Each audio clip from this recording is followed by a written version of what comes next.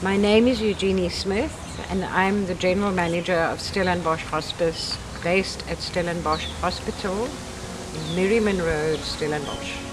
I have been involved in Stellenbosch Hospice since 2002 when I was requested to do some training and consultation for the then board. I became a full member in 2004 and resigned when I was asked to take over as General Manager of Stellenbosch on the 1st of April this year. I think possibly for us as Stellenbosch Hospice, our main challenge is that people are under the impression that Stellenbosch Hospice is closing or has closed.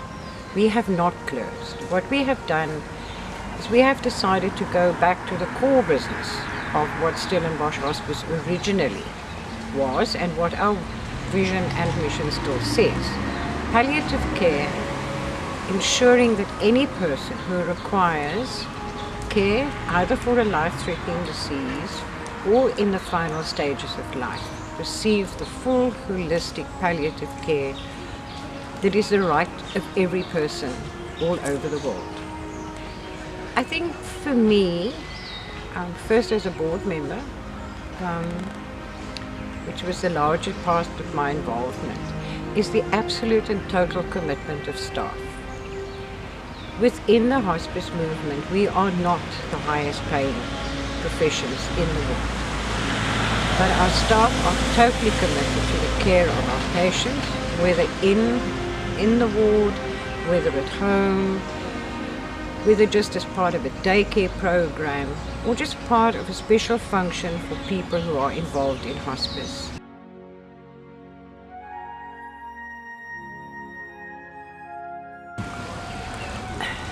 Palliative care, because I matter,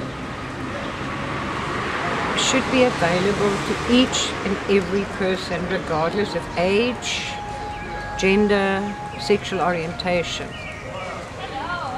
when they are diagnosed with a life-threatening or life-limiting disease.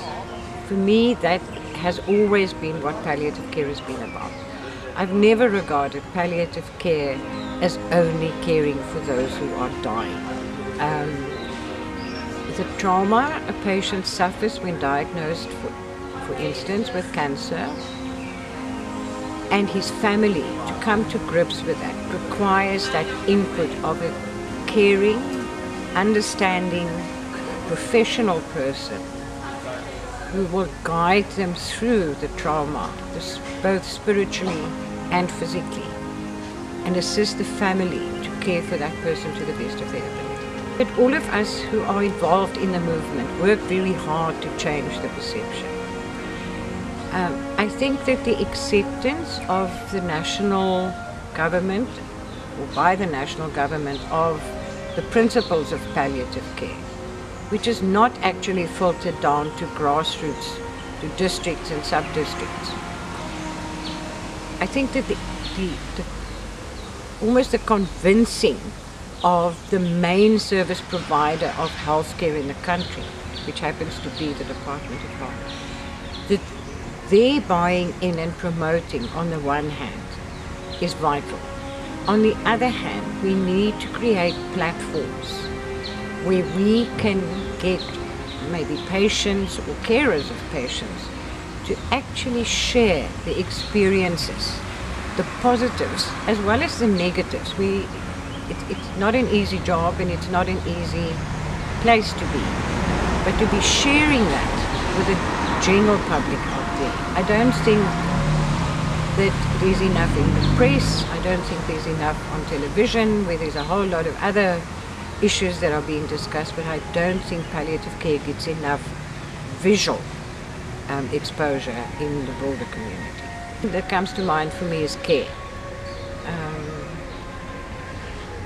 And possibly support in the wider sense of either an extended, a close family in cases where people are small families, or the extended family, or even the friends, the circle of friends around that individual is as vitally important as the family happens to be.